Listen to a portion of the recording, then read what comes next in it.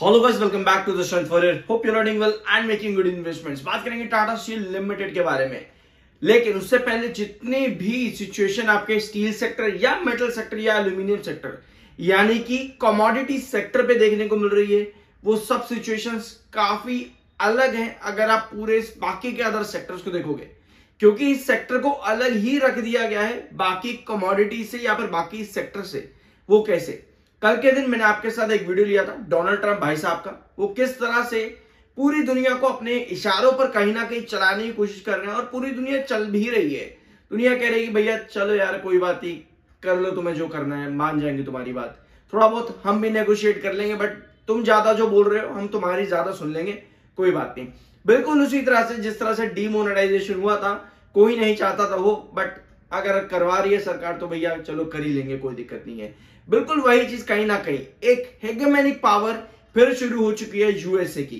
कल के दिन मैंने इससे रिलेटेड आपके साथ एक बहुत इंपॉर्टेंट वीडियो लिया था, अगर नहीं देखा है जरूर जाकर के देखो मैं तो पूरा क्रिटिसाइज करता हूं ऐसे देश को जो भैया सिर्फ और सिर्फ खुद कहता है कि भैया मैं महान हूं, हमारा देश महान है, हमें और महान बनाने में के लिए हमारे देश में आकर के इन्वेस्ट करो। अगर नहीं करते हो तो फिर देख लेना क्या होगा।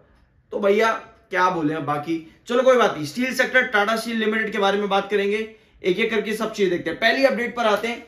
ये अपडेट बेसिकली वेदांता लिमिटेड से रिलेटेड है। ऑल्दो मैं आज के दिन आपको वेदांता का एक वीडियो दे चुका हूं, बट पूरा स्टील सेक्टर मेटल सेक्टर आपका कहीं ना कहीं अपडेट के घेराव में आता देखने को मिला।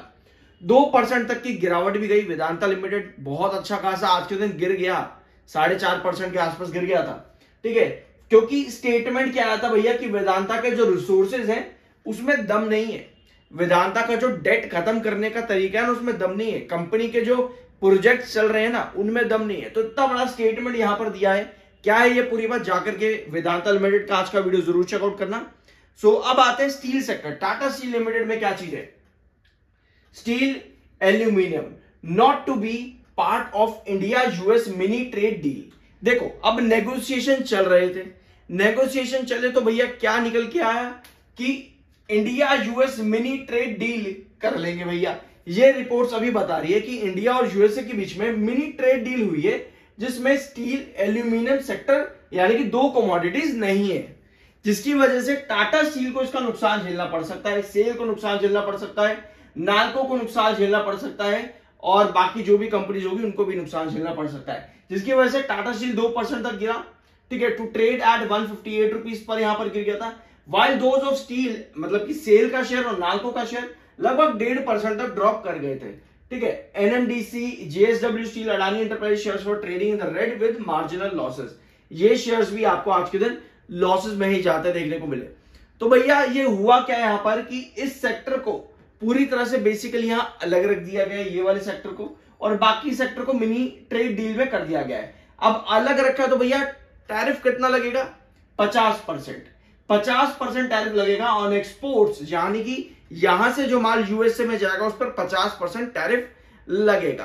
तो ये बात यहां पर कर दी है पूरी यहां पर इन्होंने कि इस सेक्टर को अलग रखा जाएगा, ये कमोडिटीज को अलग रखा जाएगा और 50% का टैरिफ मान भी गए हैं भैया। चलो जी अब क्या कह सकते हैं इस पर। तो ये न्यूज आज के दिन आपकी है स्टील सेक्टर में। Apart from this quarterly results company के कैसे आ सकते हैं, एक चीज चल रही थी कि अप्रैल 2025 में कंपनीज का स्पेशली स्टील सेक्टर का जब हम बात करते हैं, स्टील सेक्टर की डिमांड बढ़ी है, कंजम्पशन बढ़ी है, प्रोडक्शन भी बढ़ी है, ठीक है, क्योंकि अप्रैल 2024 में प्रोडक्शन डिमांड कंजम्पशन गिर गई थी इंडिया की स्टील सेक्टर की, बट अब ये वापस से बढ़ी है।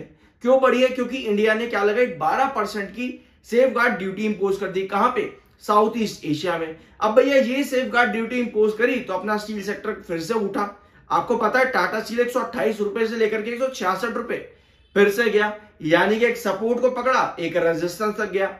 ये सब चीजें इसके पीछे रीजन 12% सेफ गार्ड ड्यूटी।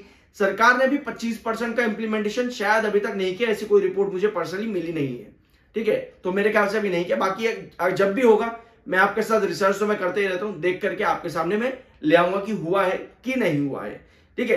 तो 12% के बाद में हमको इफेक्ट्स तो देखने को मिले थे, बट क्वार्टर 1 का जब डाटा आया आज के दिन, कल के दिन ये क्वार्टर 1 का डाटा आया था, तो यहां पे जो वापस से साइकिल रिवर्सल हुआ है ना in a positive direction for India, अभी भी कहीं ना कहीं टाटा स्टील के जब आप बात करोगे प्रोडक्शन वॉल्यूम जो है 5.26 पे आया है।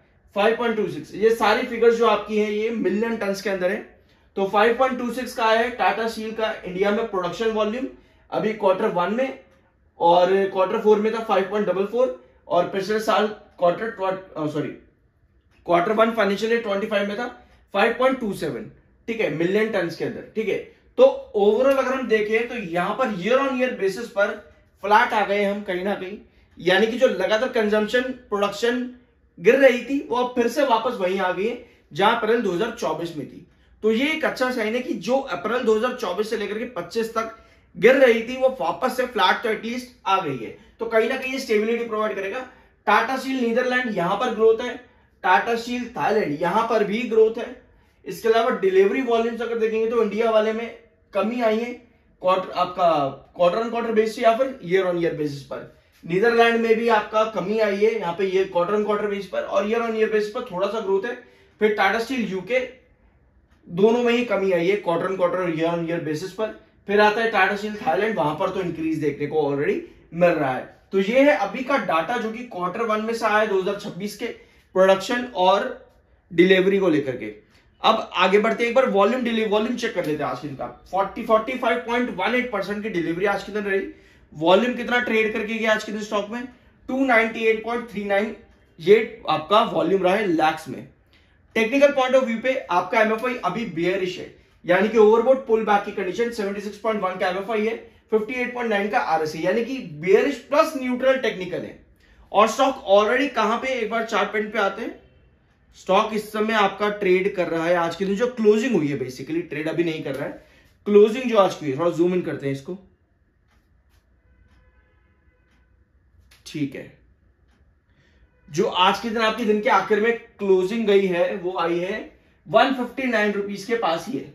और ये 159 आपका मिड रेजिस्टेंस है। अगर आप चैनल पर पहले से हो तो आपको पता होगा कि 128 रुपए को पकड़ करके ये सारे के सारे लेवल्स हमने यहां पर अचीव किए। अभी 159 का आपका मिड रेजिस्टेंस था। यहां पर देखो एक बार, अभी ये दो बार। क्या कर रहा है मिड रेजिस्टेंस पर शेयर को, यहां पर क्या करने की जरूरत है, हैंग करने की जरूरत है। यानी कि आज शेयर में जैसे ही सेलिंग आई है, अभी भी ये बेयरिश कैंडल क्लोज हुई है दिन के आखिर में, ये बेयरिश कैंडल है। यानी कि अगर 159 पर शेयर इस बार टिकता है तो हाई पॉसिबिलिटी आती है कि हम 166 को, अपने क्रूशियल रेजिस्टेंस को इस बार एटलीस्ट हम ब्रेक कर ही दे। क्योंकि एक बार आपको 2025 में पहले भी दिखा है कि 159 से शेयर नीचे की तरफ आ गया था, यानी कि 159 आपका पहले क्रूशियल रेजिस्टेंस था। बट अभी 166 आपका क्रूशियल रेजिस्टेंस और 159 आपका मिड रेजिस्टेंस है। अगर ये लेवल्स बनाए क्यों है पहले तो समझना ये जरूरी है। कोई ऐसा नहीं है कि बस चार्ट देखा, खोला, लाइन ड्रॉ कर दिया, ऐसा नहीं। आपको क्या करना है, पास्ट पैटर्न पर जब आप जाओगे, आप कंपनी के नंबर देखे, आपने 128 पे आपने कंपनी के नंबर देखे कि 12% सेफगार्ड ड्यूटी इंपोज कर दी है, प्रोडक्शन कंजम्पशन थोड़ी धीरे धीरे बढ़ना शुरू हो रहा है, यानी कि वापस रिकवरी कर रहा है, जो अभी हमने देखा डाटा में रिकवरी कर रहा है वापस से। तो आप इन चीजों से एग्जाम्पशन लगाते हो कि यस, अब पॉसिबिलिटी है कि आगे क्या हो सकता है। अब हमने देखा कि 50% का टैरिफ इंपोज कर दिया है, तो और स्टॉक ने यहां पर क्या किया, 159 पर आ गया, 166 का रेजिस्टेंस से 159 के मिड रेजिस्टेंस पर आ गया। ऐसे में अगर इस रेजिस्टेंस पर शेयर सस्टेन करता है तो हमारे पास पॉसिबिलिटी बनती है कि शेयर वापस 166 पे है, डिस्पाइट इसके कि 50% टैरिफ इंपोज किया गया, और वो भी 1 अगस्त से होगा। बाकी इंडिया के लिए क्या डेट है, शायद वो भी 1 अगस्त ही रहेगी, बाकी देखते आगे क्या होता है। बट 1 अगस्त यानी कि अभी भी दिन हमारे पास है, तो अगर वो दिन में कुछ भी पॉजिटिविटी बनती है तो हम फिर से रिकवरी करने जाएंगे, लेकिन नहीं बनती, हमारा वेट चलता है आपके 1 अगस्त तक 159 पर शेयर सस्टेन करता रहता है, कंसोलिडेट करता रहता है। फिर वेट होगा कि आगे क्या आएगा 1 अगस्त के बाद या फिर 1 अगस्त को, तो वहां शेयर रिएक्ट कर सकता है फिर ऊपर या नीचे। अभी के लिए पॉसिबल है कि शेयर यहां पर स्टेबल रहे, बाकी देखते हैं। सेलिंग अगर आती है डेफिनेटली 166 को तोड़ के वापस 149 पे, 159 को तोड़ के वापस 149 पे आने की कोशिश करेगा। ये आपका मिड रेजिस्टेंस, ये मिड रेजिस्टेंस, ये मिड सपोर्ट, ये क्रूशियल रेजिस्टेंस, ठीक है। येलो क्रॉसओवर इस समय आपका 157.52 पे है, और येलो क्रॉसओवर पे आज के शेयर हिट भी हुआ, यहीं पर हिट होते ही वापस से रिकवरी भी बनी है, और मिड रेजिस्टेंस 159 पे शेयर क्लोज हुआ है। बेयरिश कैंडल है आज के दिन की, ऑल्दो पिछले 3-4 सेशन से ही शेयर में लगातार सेलिंग चल रहा है, सारे वीडियोस आपने देखे होंगे रेगुलर बेसिस पर। आई होप कि ये वीडियो आपको पसंद आएगा। बाय सर की कोई रिकमेंडेशन नहीं है, मिलता है अगले वीडियो में।